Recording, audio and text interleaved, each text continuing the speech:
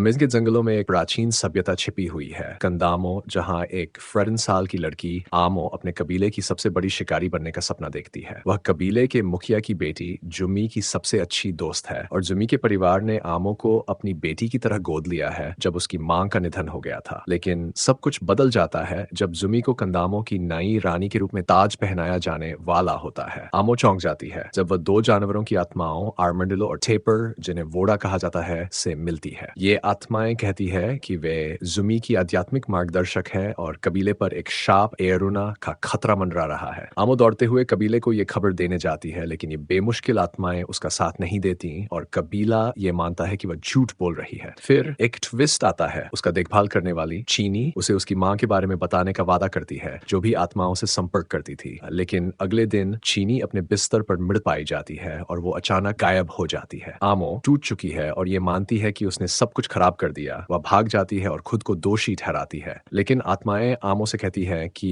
उसे एरुना के शाप को रोकने के लिए एक अभियान पर जाना होगा, जो एक रहस्यमयी पश्चिमी आदमी कॉर्नेल डिविड के रूप में सामने आता है, जो जादुई शक्तियों वाला है और एक विध्वंसक लकड़ी काटने और खनन कंपनी का संचालन करता है। बॉलीवुड की किसी थ्रिलर फिल्म के विलन जैसा ये आदमी पेड़ काट रहा है और अब मजा आता है। अपनी यात्रा में आमो अमेज़न की सबसे शक्तिशाली आत्मा कछुआ मामा से मिलती है, जो उसे बताती है कि उसकी मां की आत्मा अभी भी जीवित है और आमो के पसंदीदा पेड़ में रहती है। कछुआ मामा फिर आमो को उसके अगले लक्ष्य की ओर मार्गदर्शन करती है, विशाल स्लॉथ की आत्मा जिसका नाम पू है, जो उसे एक चंद्रमा की चट्टान से बना हुआ खंजर देगा, जिससे वह अपनी मां की आत्मा वाले पेड़ को जगा सके। कितनी दिलचस्प बात है, जैसे कोई रहस्यमय साहसिक यात्रा हो। पू के ज्वालामुखी तक कठिन यात्रा करने के बाद आमो खंजर के साथ कबीले में लौट आती है, लेकिन उसे वहां एक नया संकट मिलता है। जुमी ने एक आदमी डीटी को कबीले में लाया है, जो दावा करता है कि वह एक वनस्पति विज्ञानी है। वह कबीले के रोगों का इलाज करने और शाप को रोकने का वादा करता है, बदले में कबीले की जमीन में मौजूद सोने के बदले। लेकिन क्या आप जानते हैं, यह आदमी असल में एरुना है। कबीले को चेतावनी देने के लिए आमो कोशिश करती है, लेकिन जुमी उसकी बात नहीं सुनती और उसे कबीले से बाहर कर देती है। क्या मोड़ है। लेकिन हमारी बहादुर आमो हार मानने वाली नहीं है। वह देखती है कि डीटी अपनी शक्तियों से जुमी और कबीले को ब्रेन वॉश कर रहा है और तभी वह समझ जाती है कि वह सही थी। वह आत्माओं के साथ मिलकर खंजर का उपयोग करती है और अपनी मां की आत्मा लैनी को बुलाती है, जो उन्हें एक विशेष तीर देती है, जो एरुना को रोकने की शक्ति रखता है। अब यहाँ ड्रामा और भी बढ़ जाता है। ये पता चलता है कि डीटी ने आमो की मां से प्रेम किया था, लेकिन उसने कभी उसका प्रेम नहीं लौटाया और इसी कारण वह कड़वा हो गया। और क्या आप जानते हैं, वह असल में एक बुरी आत्मा द्वारा कब्जा किया गया है। एक ऐतिहासिक युद्ध में लैनी खनन कंपनी को रोक देती है और एरुना का सामना करती है, ये खुलासा करते हुए कि वह असल में एक बुरी आत्मा है, जो एक आदमी विल को नियंत्रित कर रही है। एरुना अपनी शक्तियों को छोड़ता है, जुमी को बंधक बना लेता है और अपनी कंपनी के बुलडोजर से एक विशाल यांत्रिक बिछुआ बना लेता है, जिसे वह आमो पर हमला करने के लिए इस्तेमाल करता है। ये तो जैसे किसी सुपर हीरो फिल्म और साईफाई एडवेंचर का मिलाजुला है। अब यहाँ हीरो का पल आता है। आमो, जो अपनी धनुष की कला पर संकोच कर रही थी, अपनी हिम्मत पाती है। जुमी की मदद से वह अपने आत्मविश्वास को वापस पाती है और एक तीर से वह एरुना को हराती है। और एक दिल छू लेने वाले मोड में ये पता चलता है कि विल आमो के पिता है और जब वे फिर से मिलते हैं तो आमो का परिवार और दोस्त उन्हें एक नई दिशा में कबीले का मार्गदर्शन करने का वादा करते हैं और पुरानी यादों को छोड़ देते हैं। ये एक खूबसूरत अंत है। आमो अपनी आत्माओं की मदद से अपने कबीले को मुक्त करती है और उनके संसार में संतुलन स्थापित करती है। अब यही तो है एक नायक की यात्रा। इस अद्भुत कहानी का आनंद लिया हो तो लाइक, शेयर और हमारे चैनल को सब्सक्राइब करना ना भूलें। देखते रहिए, सपोर्ट करते रहिए और याद रखिए, आत्माएं हमेशा हमारे साथ हैं।